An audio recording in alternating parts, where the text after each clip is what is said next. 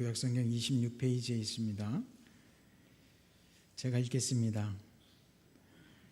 아이가 자라매 젖을 떼고 이삭이 젖을 떼는 날에 아브라함이 큰 잔치를 베풀었더라. 사라가 본즉 아브라함의 아들 애굽 여인 하갈의 아들이 이삭을 놀리는지라. 그가 아브라함에게 이르되 이 여종과 그 아들을 내쫓으라. 이 종의 아들은 내 아들 이삭과 함께 기업을 얻지 못하리라 하므로 아브라함이 그의 아들로 말미암아 그 일이 매우 근심이 되었더니 하나님이 아브라함에게 이르시되 내 아이나 내 여종으로 말미암아 근심하지 말고 사라가 내게 이른 말을 다 들으라. 이삭에게서 나는 자라야 내 씨라 부를 것임이니라. 그러나 여종의 아들도 내 씨니 내가 그로 한 민족을 이루게 하리라 하신지라. 아브라함이 아침에 일찍 일어나 떡과 물 한 가죽 부대를 가져다가 하갈의 어깨에 메어주고 그 아이를 데리고 가게 하니 하갈이 나가서 브엘세바 광야에서 방황하더니 가죽 부대의 물이 떨어진지라. 그 자식을 관목덤불 아래에 두고 이르되 아이가 죽는 것을 참아보지 못하겠다 하고 화살 한바탕 거리 떨어져 마주 앉아 바라보며 소리내어 우니 하나님이 그 어린아이의 소리를 들으셨으므로 하나님의 사자가 하늘에서부터 하갈을 불러 이르시되 하갈아 무슨 일이냐 두려워하지 말라. 하나님이 저기 있는 아이의 소리를 들으셨나니 일어나 아이를 일으켜 내 손으로 붙들라. 그가 큰 민족을 이루게 하리라 하시니라. 하나님이 하갈의 눈을 밝히셨으므로 샘물을 보고 가서 가죽 부대에 물을 채우다가 그 아이에게 마시게 하였더라. 하나님이 그 아이와 함께 계심에 그가 장성하여 광야에서 거주하며 활 쏘는 자가 되었더니 그가 바란 광야에 거주할 때에 그의 어머니가 그를 위하여 애굽 땅에서 아내를 얻어 주었더라. 아멘. 할렐루야. 예배가 시작되면서 온라인 예배상에 여러 가지 몇 가지 좀 어려움이 좀 있어서 예배 중간에 좀 분주했던 것 같습니다. 양해를 구하고요. 그러나 그래도 좀 조속히 잘 회복이 돼서 다행인 것 같습니다. 오늘 이 시간도 여러분들 가운데 하나님의 말씀에 은혜가 있기를 간절히 축원합니다. 우리가 성경을 통해서 보면 늘 이렇게 논란이 되는 것들을 이야기할 때가 가끔 있어요. 뭐냐면 같은 상황인 것 같은데 어떤 땐 이렇고 또 어떤 땐 저렇고. 우리가 항상 그렇죠. 기준이라는 것이 흔들리면 안 되는데 그 기준이 흔들리다 보면 그 상황에 맞춰서 이럴 땐 이러고 저럴 땐 저러고 도대체 뭐가 맞는 거냐 이렇게 물어보시는 분들이 있어요. 그런데 여러분 말씀을 가만히 들여다보면요. 사실 기준은 흔들리지 않아요. 그러나 바라보는 우리들 마음 가운데 시선이 흔들릴 때가 있다는 거예요. 그래서 저는 오늘 이 본문 말씀을 통해서 말씀의 제목을 은혜를 입는 삶이라고 정했는데 여러분 이 말씀 속에서 어떤 일들이 일어나느냐. 우리가 아브라함, 이삭 이렇게 얘기하면 100세 때 얻은 아들 이삭이지 않습니까? 하나님의 은혜, 하나님의 사랑. 아브라함 가문을 하나님이 축복하시고 은혜를 주시는 것에 대해서는 이의를 달 사람이 아무도 없다는 거예요. 그리고 지난번에도 말씀드렸지만 그 이삭이 아닌 이스마엘을 통해서 아브라함의 또 혈통이 뻗어나가긴 했지만 지금까지도 이삭과 이스마엘의 논쟁은 끊임없이 일어나고 있는 것. 어떻게 보면 이스마엘은 뭐 이런 표현이 어떨지 모르겠습니다만 태어나지 말았어야 되는 것 아닌가. 처음으로 되돌린다면 뭐 이런 생각도 하면서 누가 은혜를 입었냐. 오늘 이 말씀에 나오는 사람들 아브라함, 그의 아내 사라, 아들 이삭, 또 사라의 몸종이었지만 이 아브라함의 또 혈통의 아이를 낳게 된 하갈, 그리고 그의 아들 이스마엘. 누가 은혜를 입은 사람이고 누가 버림받고 심판받은 사람이냐 뭐 이렇게 얘기한다면 모든 사람들이 아브라함과 이삭에 대해서 집중을 합니다. 그러나 저는 오늘 이 말씀 속에 있는 하갈, 이스마엘에게도 우리가 관심을 기울여야 됩니다. 그리고 그들이 어떤 은혜를 입는지도 보아야 되고요. 그러면 때로는 이에 따라서 저에 따라서 은혜의 기준이 바뀌는 것 같지만 사실 하나님의 기준은 바뀌신 적이 없다는 걸 알게 됩니다. 그래서 오늘 여러분들에게도 하나님의 은혜가 동일하게 똑같이 누구에게나 다르지 않게 똑같이 임하고 있다는 그 기준점을 여러분들이 깨달으실 수 있었으면 좋겠습니다. 그리고 조금 더 나아가 그럼 내가 은혜를 입은 사람이 되었다. 예전에 못 느꼈지만 말씀을 통해서 보니까 나도 은혜를 입는 사람이라면 그럼 나는 어떻게 살아가야 될 것인가? 여러분들 안에 결단까지도 함께 일어날 수 있기를 바랍니다. 여러분, 아브라함에게 있어서 하갈을 통해서 이스마엘이 출생한 건 누구의 계획이었을까요? 절대로 하나님의 계획이 아니었어요. 이건 전적으로 인간의 계획이었습니다. 아브라함과 사라의 계획이었어요. 그런데 그들이 왜 하갈을 통해서 아이를 얻으려고 했을까라고 하는 거죠. 사실 이 아브라함의 시대 때에 아내를 더 두는 일은 지금 우리나라에서는 말도 안 되는 얘기죠. 일부 다처라고 하는 거는 참 남사스러운 일이고 말도 안 되는 일입니다. 그래도 가끔 어르신들 중에 예전 분들 중에는 그런 분들도 계신지 모르겠습니다만 요즘은 이게 법적으로도 허용이 되지 않는 거죠. 그런데 이 당시에는 일부 다처의 모습이 어디서든지 찾아볼 수 있었던 모습이었어요. 그렇기 때문에 하갈을 자신의 두 번째 아내로 맞이하는 것이 그렇게 큰 사회적 문제가 되지 않는 상황이었다는 거죠. 그리고 아이를 낳는 것까지도 아무 문제가 없었어요. 그러나 그 아브라함과 사라가 왜 하갈을 통해서 아이를 얻으려고 했을까라고 하는 거죠. 16장 1절 2절 한번 찾아볼까요? 우리 창세기 16장 1절 2절을 한번 찾아봅시다. 찾으셨으면 우리 같이 한번 읽어볼까요? 창세기 16장 1절 2절 같이 읽겠습니다. 시작. 아브라함의 아내 사레는 출산하지 못하였고 그에게 한 여종이 있으니 애굽 사람이요 이름은 하갈이라.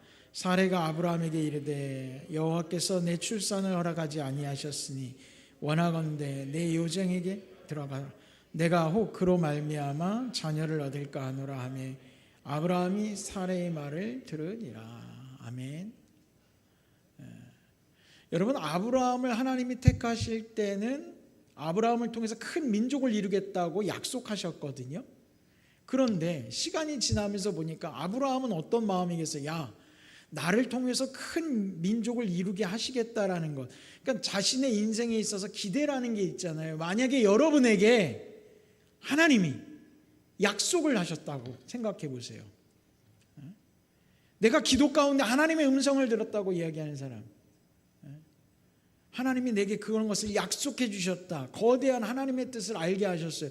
그럼 하루하루 살아가면서 마음이 어떻겠어요? 기대감이 점점 시간이 갈수록 부풀어 갈 거 아니에요. 야, 하나님이 이루게 하신다고 그랬어. 그 시간이 다가오고 있어. 막 들떠 있을 거예요. 그런데 들뜨고 기대하는 것도 잠깐일걸요. 시간이 지나면서 그의 기대와 설렘은 뭐로 바뀝니까? 조급함으로 바뀌게 되어 있어요. 초조해지게 되어져 있어요. 하나님이 분명히 약속하셨는데 그 약속이 언제 이루어지는 거지? 자고 나면 또 생각나고 자고 나면 생각나고 그 생각하다 잠도 못 자요. 그런데 하나님이 약속하셨던 큰 민족은 물리적으로 사람이 자녀를 낳아야 되는 일이라는 걸 누구나 알아요. 그러나 그 아내 사레는 아들을 얻지 못했어요. 아이를 낳지 못해요. 나이가 먹어서까지. 성경엔 경수가 끊겼다고 되어 있어요. 더 이상 여자로서 아이를 가질 수 없는 상황까지 치달은 거죠.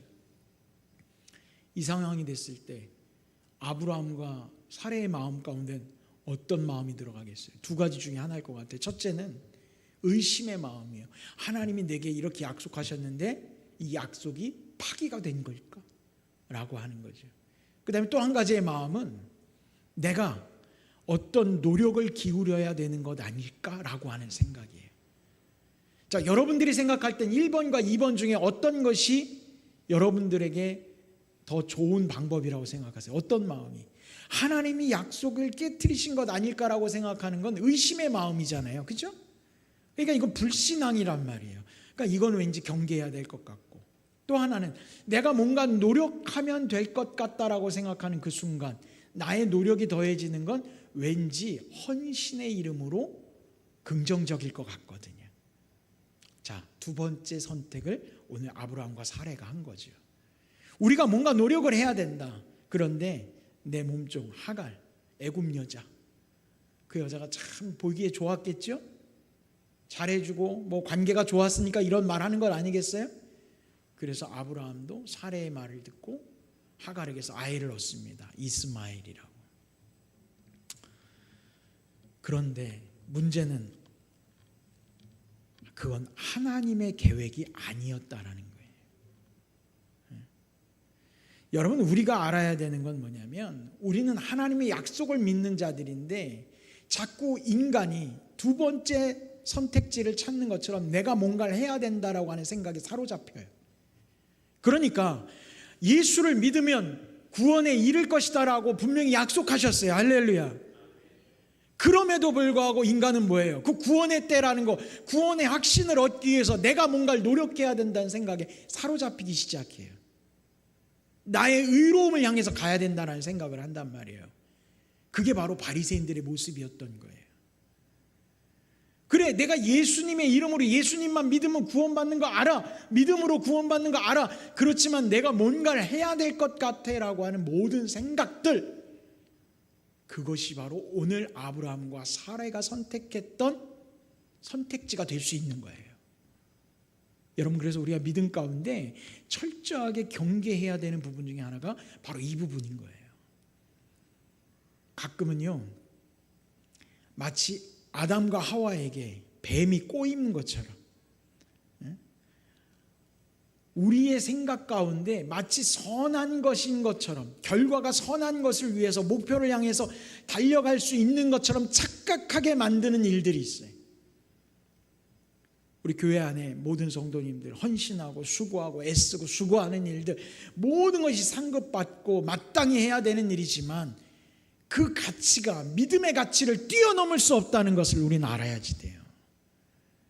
그런데 나의 착각에 빠지면 그 가치가 믿음의 가치를 뛰어넘으려고 하는 순간 보인단 말이에요.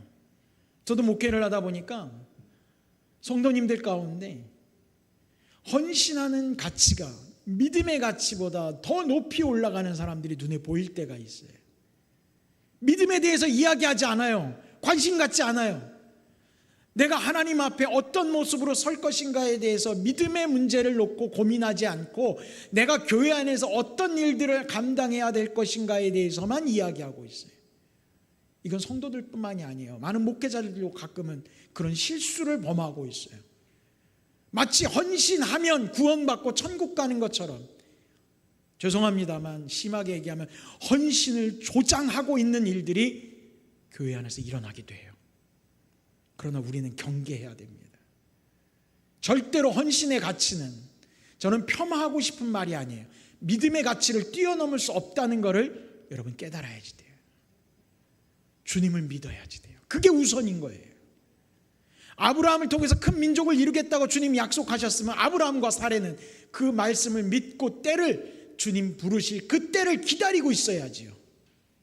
왜 그들 안에 자기들이 할 수 있는 노력이라고 하는 것, 헌신이라고 하는 이름으로 하나님의 계획이 아닌 인간의 계획을 하나님의 계획 속에 끼워 넣고 있다라는 거예요.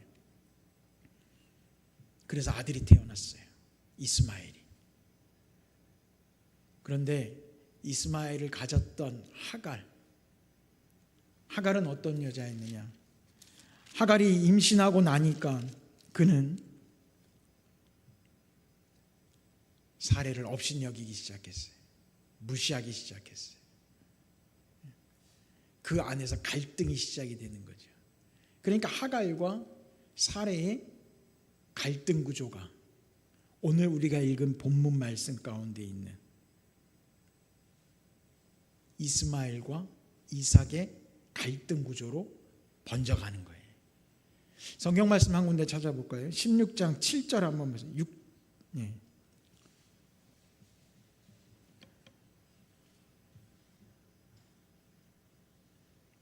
7절, 8절 한번 보겠습니다.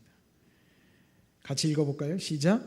여호와의 사자가 광야의 샘물 곁 곧 술김 샘 곁에서 그를 만나 이르되 사레의 여종 하갈아, 네가 어디서 왔으며 어디로 가느냐? 그가 이르되 나는 내 여주인 사례를 피하여 도망하나이다. 아멘. 아직 이스마엘을 낳기 전에 하갈과 사라의 갈등 구조 속에서 하갈은 도망쳤어요. 그런데 그 도망친 하갈, 어떻게 보면 아브라함과 사라의 잘못된 판단으로 이 상황이 벌어졌어요. 그런데 그 하갈은 이방인이고 하나님이 선택한 사람도 아니에요. 여러분들 주목하셔야 돼요. 하갈이 광야로 도망갔어요. 이 일이 끝날 것 같아요. 그리고 사라져버리면 눈앞에서 없어지고, 뭐 막장 드라마도 그런 거 있잖아요. 그죠? 예. 아이를 가졌는데 떠나갔어요. 이제 뭐 끝날 것 같아요. 그러나 하나님의 은혜를 잘 보라는 거예요. 여호와의 사자가 오늘 그 도망친 하갈을 만납니다. 하갈을 만나서 뭐라고 하는 거예요? 예? 그에게 얘기하는 거죠. 여종 하갈아, 내가 어디서 왔으며 어디로 가느냐? 내가 내 여주인 사라를 피해서 도망갑니다. 이 여호와의 사자가 왜 하갈을 만날까요? 심판하려고? 아니면 벌을 주려고? 책망하려고? 뭘 하려고? 은혜를 입히려고. 여러분 아셔야지 돼요. 하나님의 은혜가 앞서서 이야기한 것처럼 하나님의 사람, 하나님이 선택한 사람, 특별한 사람, 쉽게 말하면 말 잘 듣는 사람, 열심히 하는 사람, 그 사람들에게 하나님의 은혜가 그들에게만 임하나요? 우리가 생각할 때 하갈은 원래 계획에 없던, 하나님의 뜻에 포함되지 않았던 갑자기 튀어나온 인물임에도 불구하고 하나님은 놓치지 않고 은혜를 주신다는 걸 알아야지 돼요. 하나님의 은혜의 기준은요 명확합니다. 그 누구도 하나님은 외면하지 않으셔요. 고통받는 자들의 부르짖음을. 오늘 하갈을 만나서 그를 위로하십니다. 그에게 위로하시는데 그러며 하신 말씀이 뭐냐면 9절도 한번 보세요. 16장 9절 제가 읽을게요. 여호와의 사자가 그에게 이르되 내 여주인에게로 돌아가서 그 수하에 복종하라. 할렐루야. 여러분 하갈에게 임하는 건 뭐냐면 너의 자리로 돌아가라는 거예요. 우리는 가끔 힘들고 어려운 상황을 만나면 도망치고 피하려고 합니다. 그 상황을 피함으로 인해서 문제를 해결해 버리려고 그래요. 그러나 그 문제는 해결되는 게 아니죠. 피할 뿐이에요. 하나님께서 왜 거기로 돌아가라고 하셨을까요? 그리고 왜 그 사라에게 복종하라고 하셨을까요? 그게 너가 해야 될 일이기 때문에. 그리고 은혜를 구하는 거예요. 여러분 하나님의 은혜가 우리에게 임하지만 내가 은혜를 구하기 위해서 무엇보다 중요한 건 여러분의 자리에 있어야 합니다. 그 자리에 지킬 수 있어야지 돼요. 내게 맡겨진 것이 그거라면. 한번 생각해 보세요. 아브라함의 아이를 가졌어요. 하갈이. 사라의 몸종이었죠. 여러분 옛날에 조선시대에 많은 궁궐 안에 있는 여인들 중에 그 왕의 승하를 입으면, 성은을 입으면 어떻게 돼요? 후궁이 되는 거잖아요. 하루아침에 신분이 바뀌어요. 무술이었다 할지라도 하룻밤 왕의 성은을 입고 나면 그 다음날 신분이 바뀝니다. 후궁으로. 그러면 하갈이 생각할 때 나는 몸종이었어요. 근데 아브라함이 아이를 가졌어. 그러면 그는 어떤 신분의 위치가 됐을까요? 아브라함의 아내가 되었다고 생각했겠죠. 그 생각이 사라와 갈등을 만들어가는 생각이 된 거예요. 그러며 사라를 무시하기 시작했으니까. 근데 오늘 여호와의 사자가 그를 위로하며 하는 말이 뭐냐면 너희 자리로 돌아가고 너희 주인에게 복종하라라고 얘기하고 있어요. 아무리 너가 상황이 바뀐 것 같아도 너의 위치, 너의 자리를 깨달아야지 된다는 거예요. 제가 신학교 다닐 때 여러분들은 잘 모르시겠지만 신학교 요즘은 그런 거 없을 거예요. 그죠? 선후배 간의 그 기강이요 어마어마합니다. 여러분들이 상상할 수 없을 정도로 어마어마해요. 하나님 밑에는 선배밖에 없어요. 1년 선배고 2년 선배. 절대로 내가 인위적으로 바꿀 수 없는 게 뭐예요? 학번이거든요. 한번 딱 못 박으면 바꿀 수가 없어요. 그렇게 마음에 안 들고 문제를 삼고 싶으면 먼저 들어오지 라는 거예요.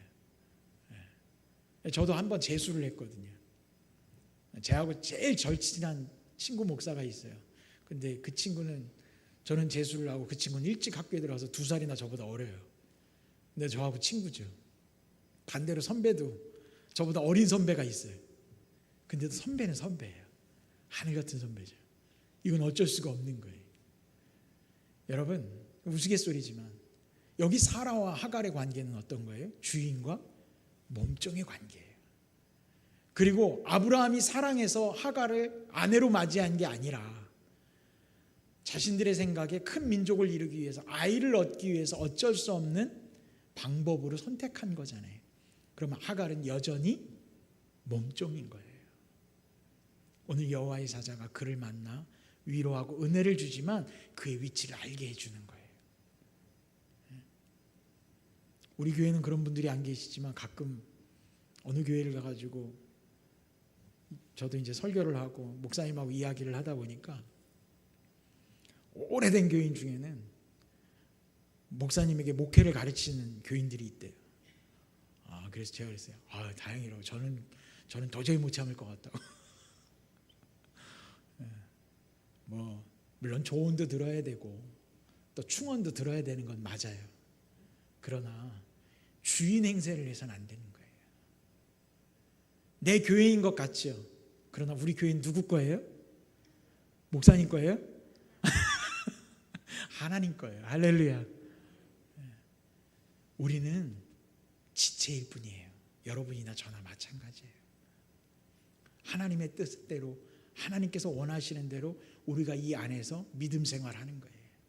내가 여기 오래 다녔다고, 개국공신처럼 내가 얼마나 헌신했다고, 내가 어느 교회에서 어떻게 됐다고 자기가 주인 행세할 수 있어요? 없는 거예요.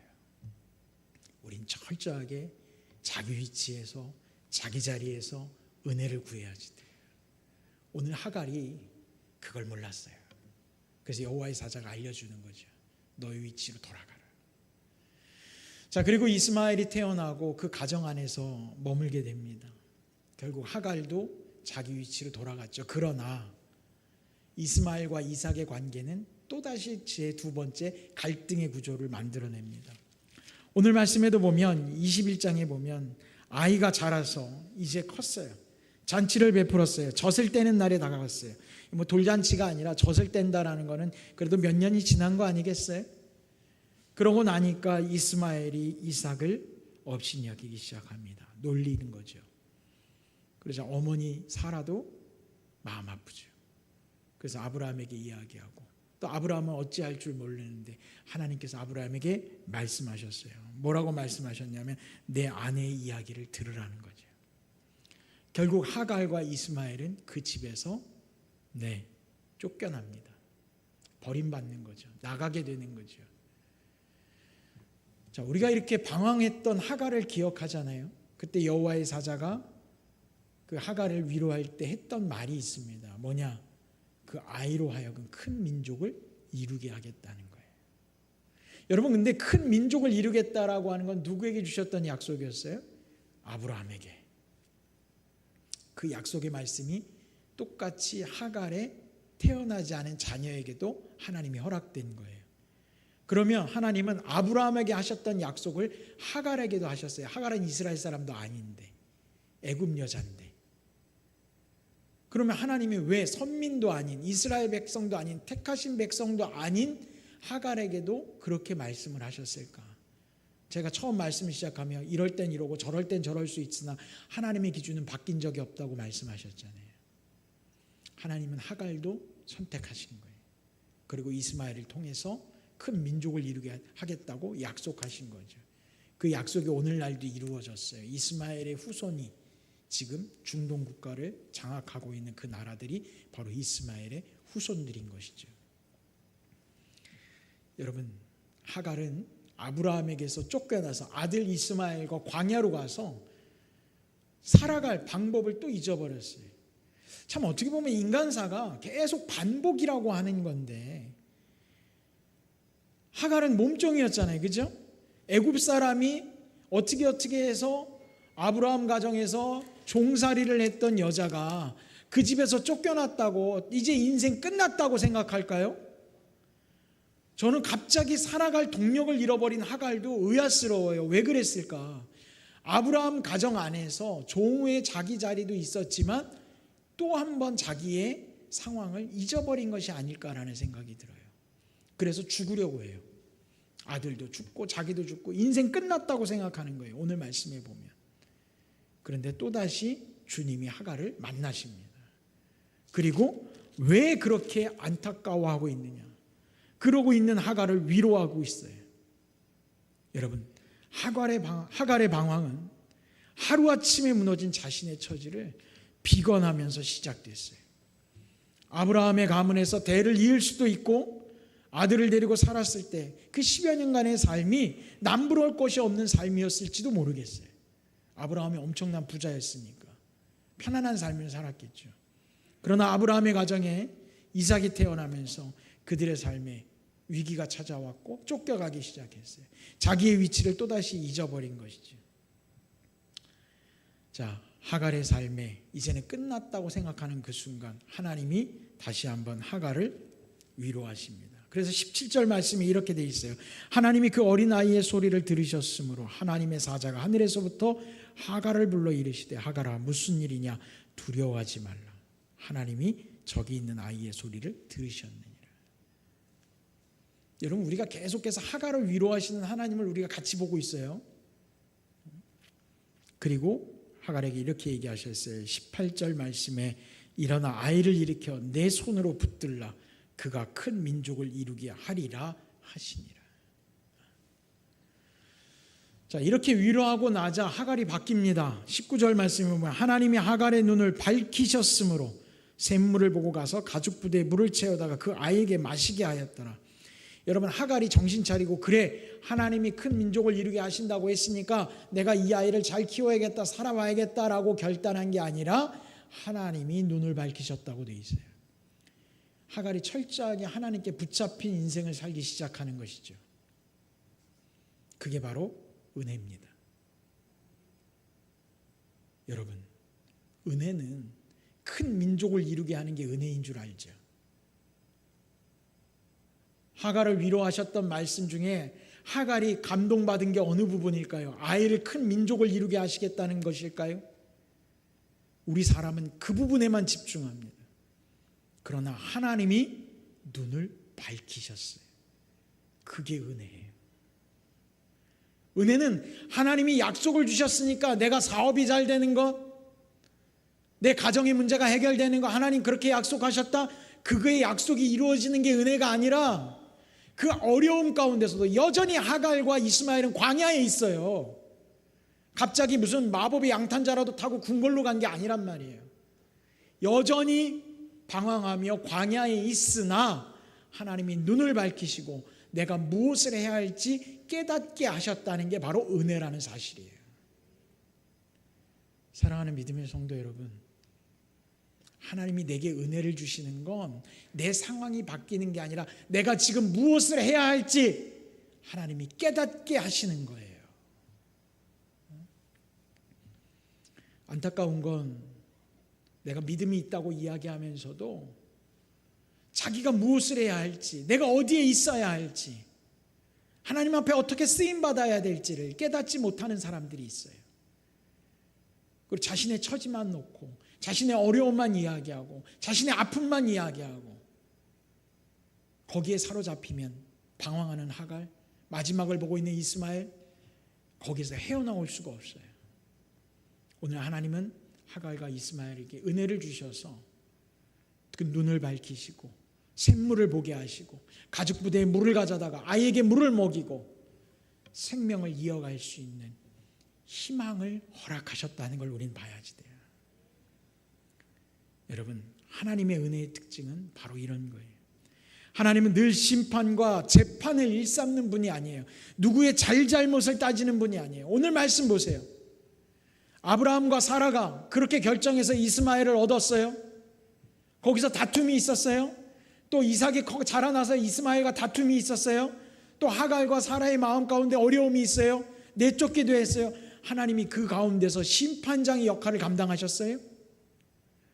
여러분, 하나님은 누가 잘했구나, 사라가 잘했냐, 하갈이 잘했냐, 누가 더 잘못했냐 따지지 않으셨어요. 그러나 아픔이 있는 모든 이들을 위로하고 계셔요.